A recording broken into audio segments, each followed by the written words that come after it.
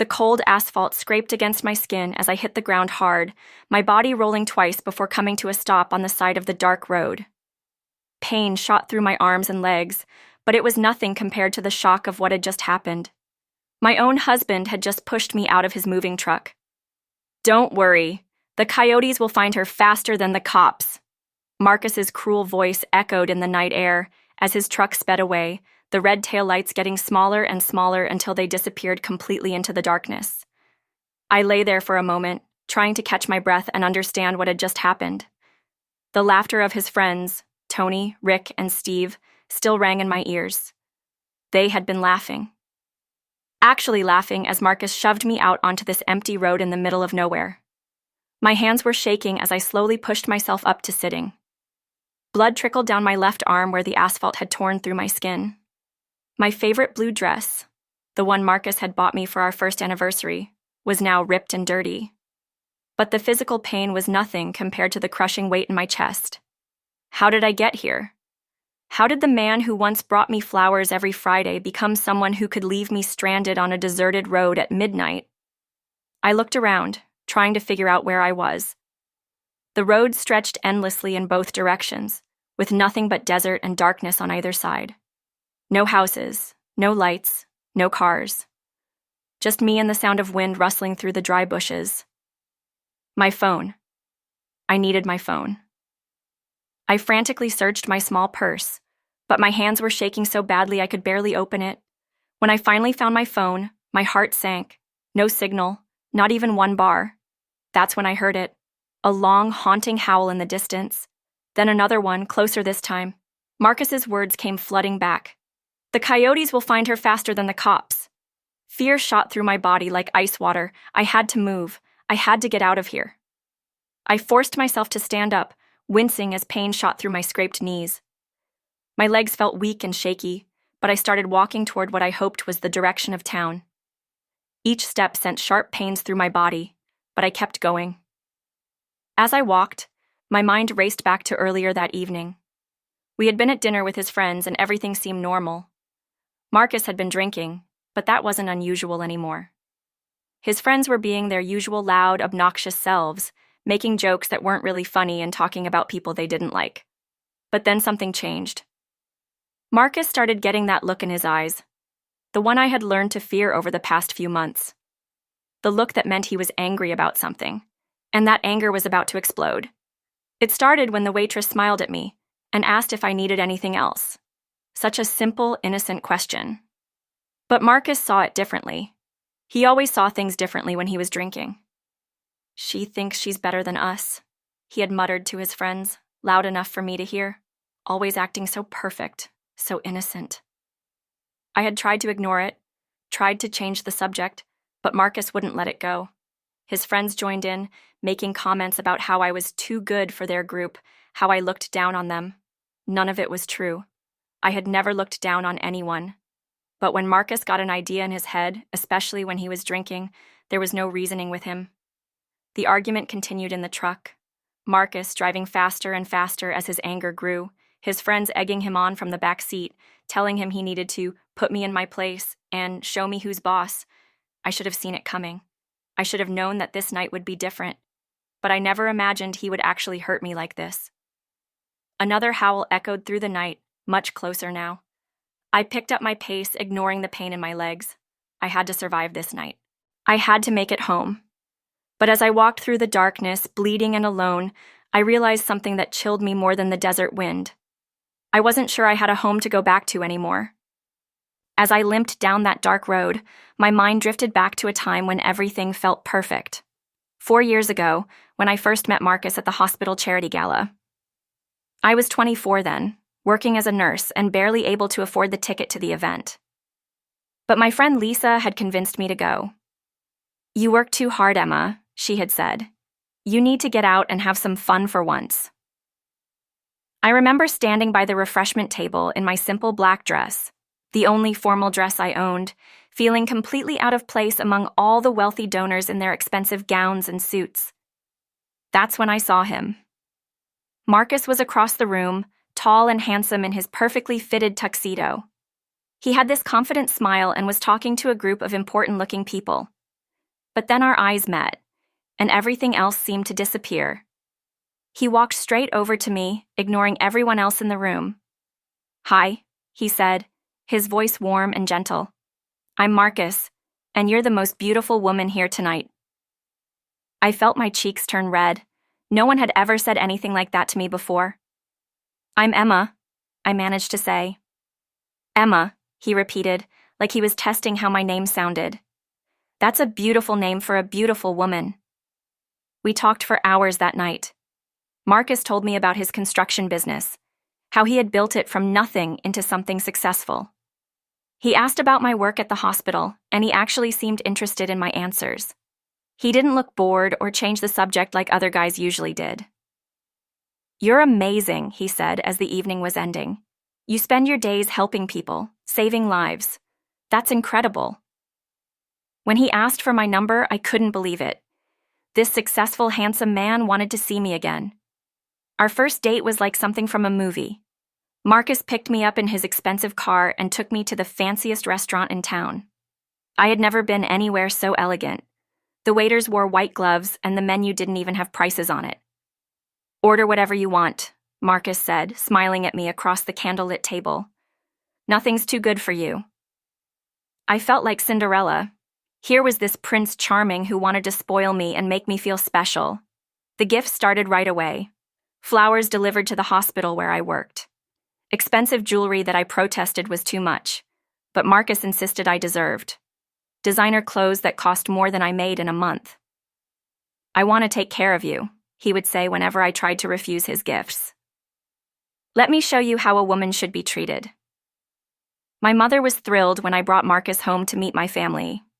She had been worried about me working so much and never dating anyone seriously. "He's perfect, mija," she whispered to me in the kitchen while Marcus charmed my father with stories about his business. "He clearly adores you." Even my brother James, who was usually suspicious of any guy I dated, seemed impressed. "He's successful, he treats you well, and he makes you happy," James said. "What more could you want?"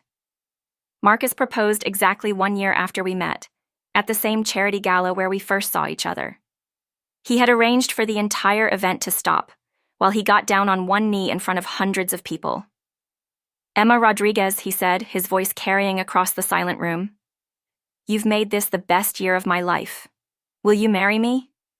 The ring was enormous, a diamond so big I was almost embarrassed to wear it, but Marcus insisted I deserved the best of everything. "Say yes!" someone shouted from the crowd, and soon everyone was chanting it. I was crying happy tears as I said yes.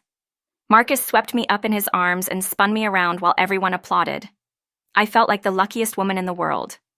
Our wedding was everything I had dreamed of as a little girl. Marcus spared no expense. The dress, the flowers, the venue, everything was perfect. As we danced our first dance as husband and wife, Marcus whispered in my ear, "I'm going to spend the rest of my life making you happy." I believed him completely. Standing on that dark road now, bleeding and abandoned, I wondered how that loving man had turned into someone who could hurt me so badly. When did the fairy tale become a nightmare? The first few months of marriage felt like an extension of our perfect courtship. Marcus continued to shower me with gifts and attention. He would surprise me with weekend trips to expensive resorts and romantic dinners at places I had only dreamed of visiting. But looking back now, as I walked through the cold desert night, I could see the warning signs I had missed. It started with small comments that seemed harmless at first. "That dress makes you look a little heavy, honey," Marcus would say with a concerned smile. "Maybe try the blue one instead." Or, "Your hair looks better when you wear it down. The ponytail makes you look too young."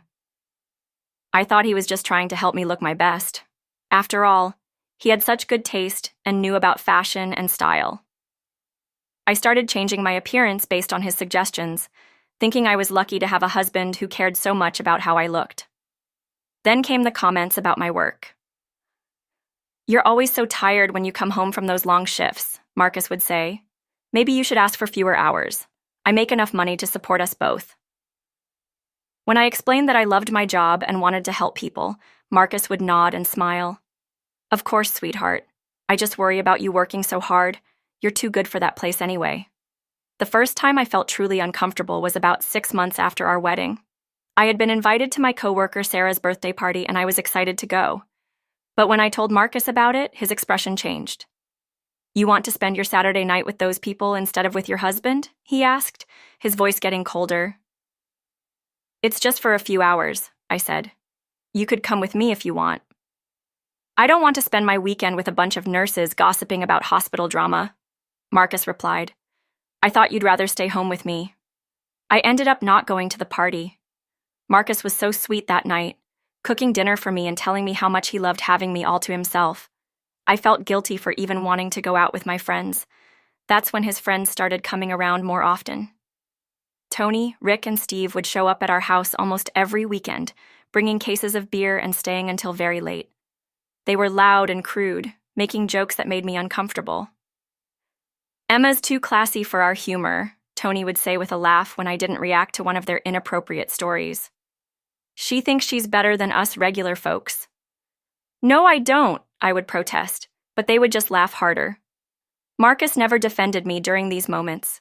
Instead, he would join in their laughter and sometimes add his own comments. "Emma's just sensitive," he would say. "She's not used to how real men talk." I started spending those evenings in our bedroom, claiming I had work to do or was tired. But I could hear them downstairs, their voices getting louder as they drank more. Sometimes I would hear my name mentioned, followed by laughter that made my stomach turn. The drinking became more frequent. Marcus had always enjoyed a few beers, but now he was drinking every night. His personality would change completely when he drank. The charming, attentive man I married would disappear, replaced by someone cold and critical. "You're gaining weight," he said one night after several beers. "I can see it in your face." "I haven't gained any weight," I replied, confused and hurt. "Don't argue with me, Emma. I have eyes. Maybe you should start going to the gym instead of sitting around the house all the time." I had never been inactive. Between my job at the hospital and taking care of our home, I was constantly busy. But Marcus's words made me doubt myself. Maybe I was getting lazy. Maybe I wasn't taking good enough care of myself. The isolation happened so gradually that I didn't notice it at first. Marcus would find reasons why we couldn't visit my family. He was too busy with work, or he wasn't feeling well, or he had made other plans. When my brother James called to check on me, Marcus would answer the phone and tell him I was sleeping or busy. "Your family doesn't understand our relationship," Marcus explained when I asked why he always made excuses. "They still see you as their little girl instead of my wife." The first time Marcus put his hands on me, I was so shocked I convinced myself it didn't really happen. We had been married for almost 2 years, and I was getting ready for my shift at the hospital. I was running late because Marcus had kept me up arguing the night before about something I couldn't even remember anymore. "You look terrible," Marcus said as I rushed around trying to find my keys. "Your patients are going to think the hospital hired a homeless person." "I'm just tired," I said, checking my reflection in the hallway mirror. I did look exhausted. The dark circles under my eyes seemed to be permanent now. "Maybe if you didn't stay up all night arguing with me, you'd look better," Marcus said, his voice getting that edge I had learned to fear. "I wasn't arguing," I said quietly. "I was just trying to explain." "Don't lie to me, Emma." Marcus stepped closer, and I could smell the alcohol on his breath, even though it was only 7 in the morning. "You love to argue. You love to make me look stupid." "That's not true," I said, backing toward the door. "I would never—" That's when he grabbed my arm. Hard.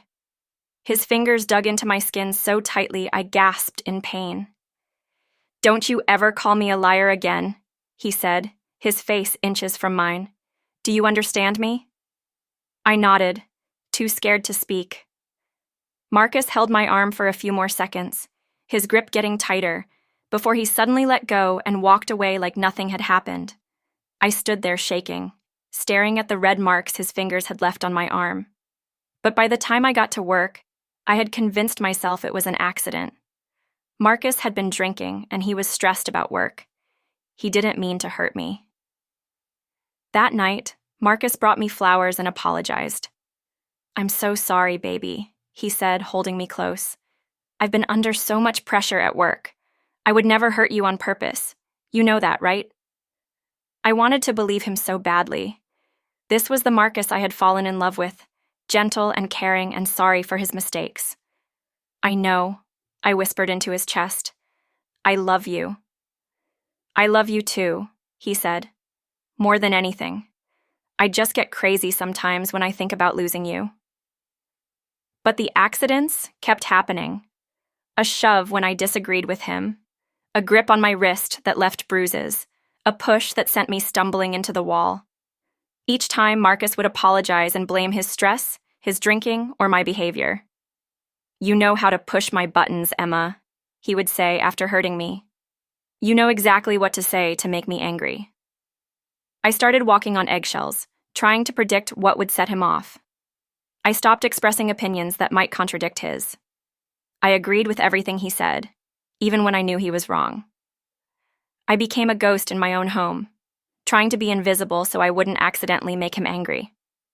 His friends Tony, Rick, and Steve started treating me worse too. They would make comments about my appearance, my job, and my family right in front of Marcus. When I looked to my husband for support, he would either laugh along with them or ignore what was happening completely. Emma's family thinks they're so much better than us, Rick said one night while they were all drinking in our living room. Her brother acts like he's some big shot lawyer. James is still in law school, I said quietly, trying to defend my brother. See? Tony laughed. She can't help herself. Always has to correct us stupid construction workers. Maybe Emma needs to learn some respect, Steve added, looking directly at Marcus. Marcus didn't say anything. He just took another drink and changed the subject. But I saw the look that passed between them, and it made my blood run cold. I started making excuses to avoid being home when his friends came over. I would pick up extra shifts at the hospital or claim I had errands to run. But Marcus noticed, and he didn't like it. You're avoiding my friends, he accused me one night. You think you're too good for them. No, I don't, I said. You just what? Marcus stepped closer and I instinctively backed away. You just think you're better than the people who helped me build my business? I could see the anger building in his eyes, and I knew what was coming next. 3 months ago, I discovered something that changed my entire world. I was late, not just a few days late, 2 weeks late. At first, I tried to convince myself it was just stress. My life with Marcus had become so unpredictable that my body was probably just reacting to the constant fear and tension. But deep down, I knew. I had always been regular as clockwork, and this was different. I bought the pregnancy test on my way home from work, hiding it in my purse like it was something shameful. My hands were shaking as I took the test in the hospital bathroom during my break. I couldn't risk Marcus finding it at home. 2 pink lines. Positive. I stared at that little plastic stick for what felt like hours, my mind racing. A baby. Marcus and I were going to have a baby. For the first time in months, I felt a spark of hope. Maybe this would change everything. Maybe becoming a father would bring back the gentle, loving man I had married. Maybe a baby would make Marcus want to be better, to stop drinking, to stop hurting me. I spent the rest of my shift daydreaming about telling him the news. I imagined his face lighting up with joy, imagined him holding me and promising to be the best father in the world. I pictured us painting a nursery together, picking out baby names, and being a real family. But when I got home that night, Marcus was already drunk. He was sitting in his chair with an empty beer bottle in his hand, and I could tell by his expression that he was in one of his dark moods. "You're late," he said without looking at me. "I had to finish some paperwork," I lied. I had actually spent an hour sitting in my car in the hospital parking lot, trying to work up the courage to come home. "Sure you did," Marcus said, his voice dripping with sarcasm. "Paperwork? Is that what you call it when you flirt with those doctors?" "Marcus, I need to tell you something," I said, deciding to just get it over with. "Something important." He finally looked at me, his eyes cold and unfocused. "What now, Emma? What did I do wrong this time?" "You didn't do anything wrong," I said, sitting down across from him. "It's good news, really good news."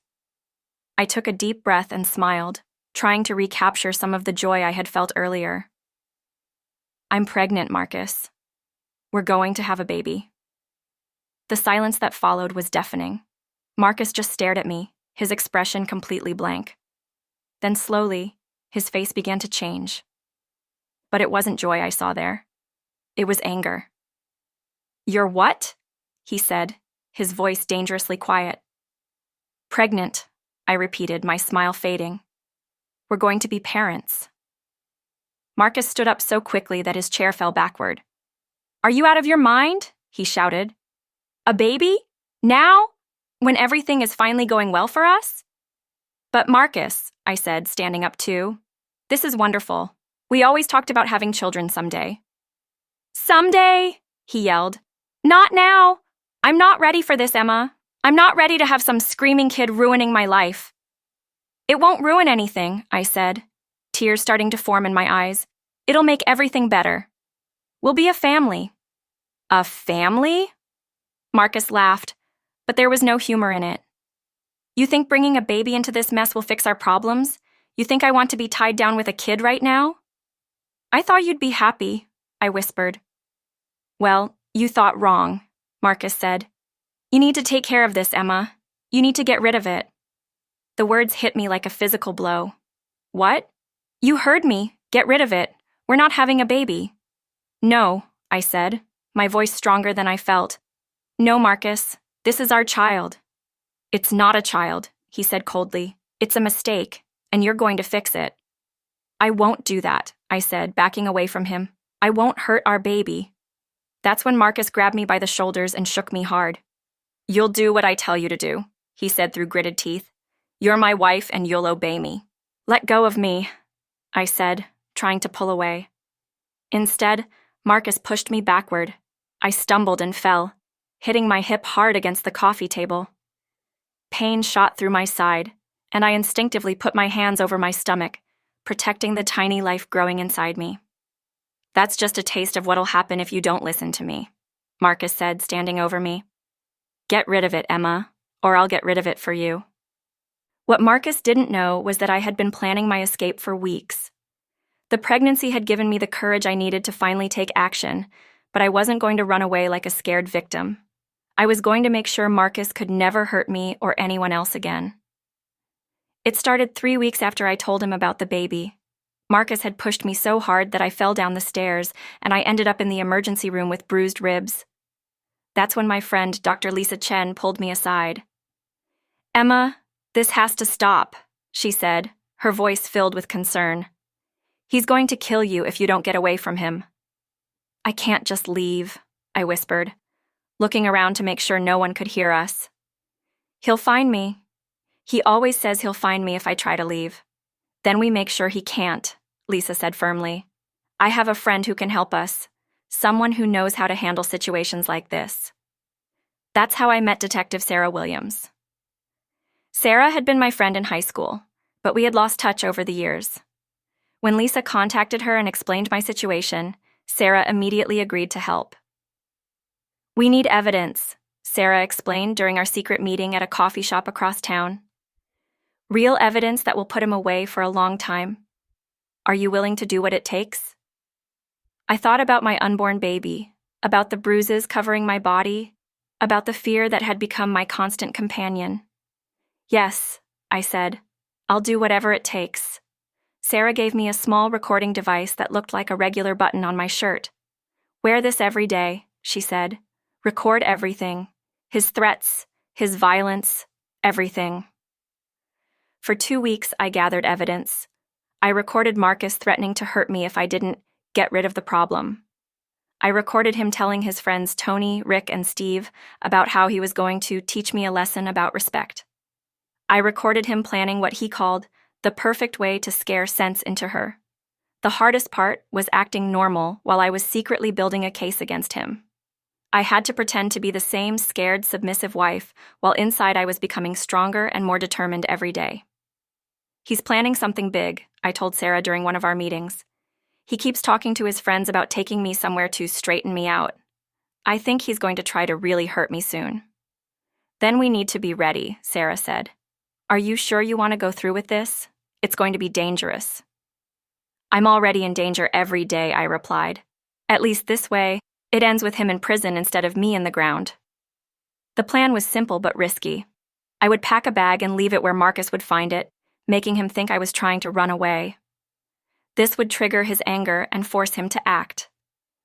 Sarah would have police units positioned along all the roads leading out of town, and I would wear a GPS tracker so they could find me no matter where Marcus took me. The recording device will capture everything he says and does, Sarah explained. With the GPS tracking and multiple witnesses, we'll have enough evidence to put him away for attempted murder, kidnapping, and domestic violence. The night of the plan, I was terrified but determined. I deliberately left the packed bag in our bedroom closet, where Marcus would see it when he came home from drinking with his friends. I knew exactly how he would react. Sure enough, Marcus found the bag and exploded with rage. "You think you can leave me?" he screamed, grabbing me by the hair. "You think you can take my child and run away?" "Please, Marcus," I said, making sure my voice was loud enough for the recording device to pick up. "I wasn't leaving. I was just—" "Don't lie to me," he yelled. "You're trying to betray me, just like I told the guys you would." He called Tony, Rick, and Steve, and within an hour they were all at our house, drinking and planning my punishment. I sat quietly, recording every word as they discussed taking me somewhere remote where no one would hear her scream. As Marcus forced me into his truck with his friends, I touched the small GPS tracker hidden in my bra. Sarah and her team were watching. They knew exactly where I was. For the first time in months, I wasn't afraid. I was taking control. As I walked down that dark road, I could see headlights approaching in the distance. But these weren't just any headlights. They were the flashing red and blue lights I had been waiting for. Detective Sarah Williams and her team had been tracking my GPS signal the entire time. The police car surrounded me within minutes, and Sarah jumped out of the lead vehicle. "Emma, are you okay?" she called out, rushing to my side. "I'm fine," I said, though I was shaking from cold and adrenaline. "Did you get everything?" "Every word," Sarah said with a grim smile. "The recording device worked perfectly. We have Marcus and his friends on tape planning and executing kidnapping, assault, and attempted murder." As the paramedics checked my injuries, Sarah explained what was happening. "We arrested Tony, Rick, and Steve about 10 minutes after they dropped you off. They're already talking, trying to save themselves by blaming everything on Marcus." Meanwhile, Marcus had returned home feeling proud of what he had done. He was probably sitting in his living room, drinking a beer and laughing with satisfaction about teaching me a lesson. He had no idea that his entire world was about to collapse. When Marcus walked into our bedroom, he found not one letter, but 5 envelopes spread across our bed. Each one would destroy a different part of his life. The first envelope contained a letter from me. Inside, I had written everything I wanted to say, but never had the courage to tell him.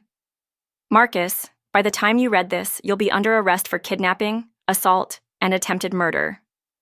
For months, I've been recording every threat, every act of violence, every cruel word you've spoken. The police have everything. Your friends have already confessed and blamed you for tonight's events. You always said I was weak, but you were wrong. I was gathering strength, and now I'm using it to make sure you can never hurt me or anyone else again." The second envelope was from his construction company. His business partners had received copies of the recordings, where Marcus bragged about abusing his wife. The letter informed him that he was being removed from the company immediately, and that they were pursuing legal action to recover their investments. The third envelope contained a letter from his wealthy parents.